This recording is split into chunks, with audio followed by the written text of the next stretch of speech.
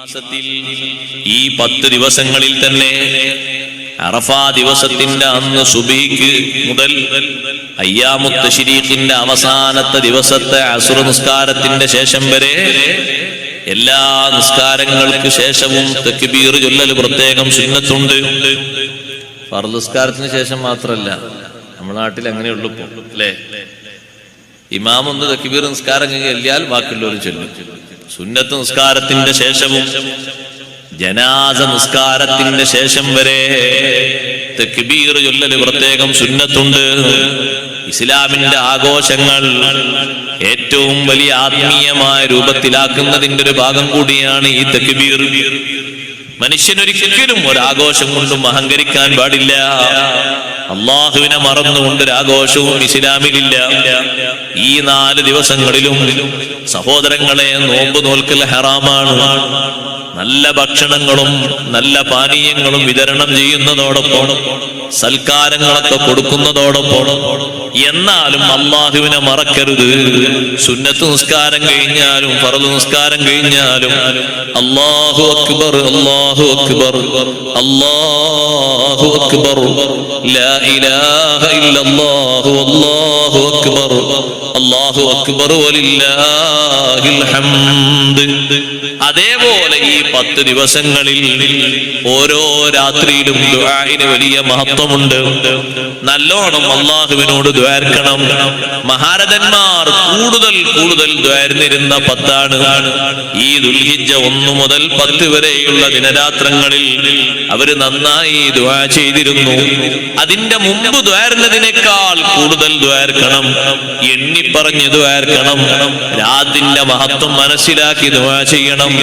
വെള്ളിയാഴ്ച രാത്രിയിൽ കൂടുതൽ ദ്വാരക്കാറില്ലേ, വെള്ളിയാഴ്ച പകലിൽ കൂടുതൽ ദ്വാരക്കാറില്ലേ എന്നതുപോലെ ഈ 10 ദിവസങ്ങളിലും നിസ്കാരത്തിന്റെ ശേഷം ഒറ്റക്ക് നിസ്കരിക്കുന്ന സുന്നത്ത് നിസ്കാരങ്ങൾക്ക് ശേഷവും ഖുർആൻ ഓതിയ ശേഷവും ഏതെല്ലാം പ്രാർത്ഥനകൾ സുന്നത്തായി വരുന്ന സന്ദർഭങ്ങളുണ്ടോ അപ്പോഴൊക്കെ ദുആ പതിവാക്കി കൂടുതലായി ചൊല്ലേണ്ടതുണ്ട്. സൈനുദ്ദീൻ മഖ്ദൂം റളിയല്ലാഹു അൻഹു പഠിപ്പിച്ചതുപോലെ വൽ ഫജ്രി സൂറത്ത് എല്ലാ ദിവസവും ഓതൽ സുന്നത്തുള്ള 10 ദിവസങ്ങളാണ് ഈ കടന്നു പോകുന്നത്.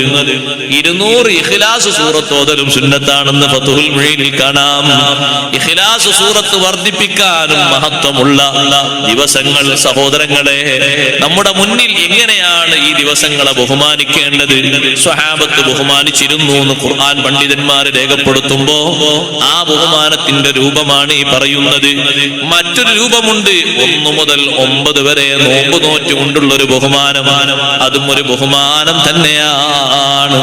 അഷ്റഫുൽ ഖൽഖ് മുഹമ്മദുർ റസൂലുള്ളാഹി സ്വല്ലല്ലാഹു അലൈഹി വസല്ലം തങ്ങൾ പഠിപ്പിച്ചു, മാ മിൻ അയ്യാമിൻ അൽ അമലുസ് സാലിഹു ഫീഹിന്ന അഫ്ളലു മിൻ ഹാദിഹിൽ അയ്യാം. ഏറ്റവും സുഹൃതങ്ങൾക്ക് ശ്രേഷ്ഠതയുള്ള മഹത്വമുള്ള ദിവസങ്ങൾ ഈ ദുൽഹിജ്ജ 1 മുതൽ 10 വരെയുള്ള ദിവസങ്ങളെ പോലെ മറ്റു ദിവസങ്ങൾ വേറെയില്ല. ഏറ്റവും സുഹൃതങ്ങൾ ചെയ്യാൻ ശ്രേഷ്ഠതയുള്ള ദിവസങ്ങളാണ് ഈ 10. അപ്പൊ സ്വഹാബത്ത് ചോദിച്ചു, നബിയെ ജിഹാദും അങ്ങനെയാണോ?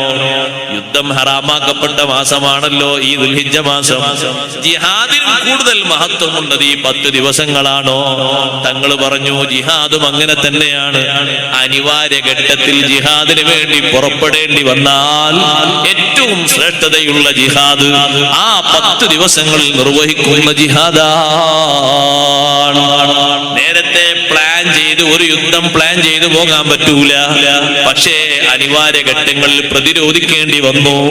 അതും ഒരു ജിഹാദായിട്ട് വന്നേക്കാമല്ലോ. അതേ ഇസ്ലാമികമായി സാങ്കേതികമായ പ്രയോഗത്തിലുള്ള ജിഹാദ്, വെട്ടി നിരത്തുന്ന സ്വഭാവമുള്ള ജിഹാദല്ല. അങ്ങനെ ഒരു ജിഹാദ് ഇസ്ലാമിൽ എവിടെയും കാണാനും കഴിയൂല. മുഴുവനും തുടച്ചു നീക്കി തരിപ്പണമാക്കുന്ന നശിപ്പിക്കുന്ന ഒരു ജിഹാദ് ഇസ്ലാമിൽ എവിടെയും നോക്കിയാൽ ആർക്കും കാണാൻ കഴിയൂല. ഏറ്റവും കൂടുതൽ ആളുകൾ നബി സല്ലല്ലാഹു അലൈഹി വസല്ലം തങ്ങളോടൊപ്പം ഉണ്ടായപ്പോഴും തങ്ങൾ പറയുന്നത് ശത്രുപക്ഷത്തുള്ള ആളുകളുടെ കൃഷിയിടങ്ങളും അവരുടെ വാഹനങ്ങളും അവരുടെ മൃഗങ്ങളും അവരുടെ സഹായികളെയും സംരക്ഷിക്കണം, പരിരക്ഷിക്കണം. അവർക്കൊന്നും ഒരു പോറലും ഏൽക്കരുത്, ഒരു പരിക്കുമേൽക്കരുത്. ആ രൂപത്തിലുള്ള നിയമാടിസ്ഥാനത്തിലുള്ള ഒരു പ്രതിരോധം അത് ഈ ദിവസങ്ങളിൽ വരേണ്ടി വന്നാൽ അതിനും വലിയ മഹത്വമുണ്ട്, ശ്രേഷ്ഠതയുണ്ട്. അപ്പൊ നോമ്പ് നോൽക്കാനും ദുആ ചെയ്യാനും സ്വതക്ക നൽകാനും അനുസ്മരണങ്ങൾ നടത്താനും ഖത്മു തീർക്കാനും ദിക്ർ ചൊല്ലാനും സ്വലാത്ത് ചൊല്ലാനും വലിയ ബഹുമാനമുള്ള 10 ദിവസങ്ങളാണ്. വലയാലിൻ അശ്ർ, 3 പത്തുകളിൽ ഒരു പത്താണ് ഈ പറയുന്ന ദുൽഹിജ്ജ മാസത്തിലെ 1 മുതൽ 10 വരെയുള്ള സന്ദർഭം. അതിനിടക്കൊരു കാര്യം കൂടി പറയട്ടെ. നമ്മുടെ ഉമ്മത്തിന് മാത്രം ശ്രേഷ്ഠതയുള്ള ഒരു സുന്നത്ത് നോമ്പ് കിട്ടിയതാണല്ലോ അറഫ നോമ്പ്. സൈനുദ്ദീൻ മഖ്ദൂം റളിയല്ലാഹു അൻഹു പഠിപ്പിച്ചു, സുന്നത്ത് നോമ്പുകളുടെ കൂട്ടത്തിൽ ഏറ്റവും വലിയ മഹത്വമുള്ള നോമ്പാണ് അറഫ നോമ്പ്. എന്താ കാരണം? അഷ്റഫുൽ ഖൽഖ് മുഹമ്മദുർ റസൂലുള്ളാഹി സ്വല്ലല്ലാഹു അലൈഹി വസല്ലം നിങ്ങളുടെ ഉമ്മത്തിന് പ്രത്യേകം സുന്നത്താക്കപ്പെട്ട നോമ്പാണത്. പൂർവകാലത്തുള്ള ആളുകൾ നോറ്റ് വരുന്നൊരു നോമ്പുണ്ട്, മുഹറം 10ന്റെ നോമ്പ്. അതിനേക്കാൾ വലിയ മഹത്വം ഈ നോമ്പിനുണ്ട്. ഇമാം മുസ്ലിം റഹ്മത്തുള്ളാഹി അലൈഹി റിപ്പോർട്ട് ചെയ്യുന്ന ഹദീസിൽ ഈ അറഫ നോമ്പിനെ പറ്റി നബി സല്ലല്ലാഹു അലൈഹി വസല്ലം തങ്ങൾ പറഞ്ഞപ്പോൾ മഹത്വം പഠിപ്പിച്ചു. അഹ്തസിബു അന്നഹു യുകഫിറു സനതല്ലതി ഹുവ ഫീ വല്ലതി ബഅദഹാ. ഈ ഒരു വർഷത്തിലെ ചെറുദോഷങ്ങളെയും അടുത്ത വർഷത്തെ ചെറുദോഷങ്ങളെയും പൊറുപ്പിക്കുന്ന നോമ്പാണ് അറഫ ദിവസത്തെ നോമ്പെന്ന് സയ്യിദുനാ റസൂലുള്ളാഹി സ്വല്ലല്ലാഹു അലൈഹി വസല്ലം അതേ അവസരത്തിൽ ഒരുപാട് കാലത്തുള്ള ആളുകൾ നോറ്റുവന്ന മദീനയിലേക്ക് തങ്ങൾ പോയപ്പോ മദീനയിലെ യഹൂദികൾ പോലും നോറ്റതായി കണ്ട അനുഭവപ്പെട്ട നോമ്പായ മുഹറം 10ന്റെ നോമ്പിനെ പറ്റി യുകഫിറു സനതൽ മാളിയ, കഴിഞ്ഞ ഒരു വർഷത്തെ ചെറുദോഷങ്ങൾ പൊറുപ്പിക്കുമെന്നാണ് നബി സല്ലല്ലാഹു അലൈഹി വസല്ലം പറഞ്ഞത്. ഈ അറഫ ദിവസത്തിലെ നോമ്പിന് മഹത്വം കൂടുതലുണ്ട്. അത് ഈ ഉമ്മത്തിന്റെ എല്ലാ വിഷയങ്ങളിലും അല്ലാഹു മഹത്വം കൂടുതലാക്കി തന്നിട്ടുണ്ടല്ലോ. കൂട്ടത്തിൽ തന്ന സുന്നത്ത് നോമ്പിനും മഹത്വം കൂടുതലാണ്. പരിഗണിക്കേണ്ട ഒരു നോമ്പാണ്. 9 നോമ്പൊക്കെ നോൽക്കുന്ന ആളുകൾ ഉണ്ടാവുമ്പോ ഒരു നോമ്പെങ്കിലും നമ്മൾ നോൽക്കണല്ലോ. അറഫ നോമ്പ് അടുത്ത ഒരു കൊല്ലത്തെ ദോഷങ്ങൾ കൂടി പൊറുപ്പിക്കുന്നു പറഞ്ഞാൽ അതിന്റെ അർത്ഥം അടുത്തൊരു കൊല്ലം കൂടി ദോഷം ചെയ്യാന്നല്ല.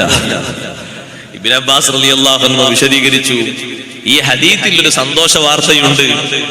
അടുത്ത ഒരു കൊല്ലത്തെ ദോഷങ്ങൾ പൊറുപ്പിക്കുന്നു പറഞ്ഞാൽ ദോഷം പൊറുപ്പിക്കണമെങ്കിൽ ആളിവിടെ ജീവിക്കണ്ടേ? അപ്പൊ ഒരു ദീർഘായുസ് കൂടി അറിയിക്കുന്നുണ്ട്. അടുത്ത ഒരു വർഷം കൂടി ജീവിക്കാനുള്ള ഒരു ചാൻസ്, ഒരു സന്ദർഭം, ഒരു സന്തോഷാവസ്ഥ അറഫ നോമ്പ് നോൽക്കുന്ന ആളുകൾക്ക് ഉണ്ടാകും എന്ന ഒരു സൂചന ഹദീസിലുണ്ട്. അതുകൊണ്ട് വലിയ മഹത്വമുള്ള നോമ്പാണ് അറഫ നോമ്പ്. മറ്റു ചില പണ്ഡിതന്മാർ രേഖപ്പെടുത്തി, ഈ ഉമ്മത്തിന് പ്രത്യേകമാക്കപ്പെട്ട അറഫ നോമ്പ് മനുഷ്യര് മാത്രമല്ല കാട്ടിലെ ജീവികളും നോറ്റിട്ടുണ്ട്. അറഫ ദിവസത്തിന്റെ അന്ന് കാട്ടിലെ ജീവികൾക്ക് ഭക്ഷണം കൊടുക്കുന്ന മഹാന്മാർ, കാട്ടിലെ ജീവികൾക്ക് ഭക്ഷണം കൊടുക്കുന്ന ആൾക്കാരുണ്ടെന്ന് പഴയ കാലത്ത്. നമ്മളെ വീട്ടിലെ ജീവികൾക്ക് തന്നെ ഭക്ഷണം കൊടുത്താൽ സ്വർഗത്തിലെത്തും. അയൽവക്കത്തെ വീട്ടിലെ പൂച്ച വന്നാൽ ആട്ടിയാൽ പിന്നെ എങ്ങനെ നമ്മൾ സ്വർഗത്തിലെത്താനാ? ആ പൂച്ചക്ക് എന്തെങ്കിലും ഒന്ന് കൊടുത്തൂടെ?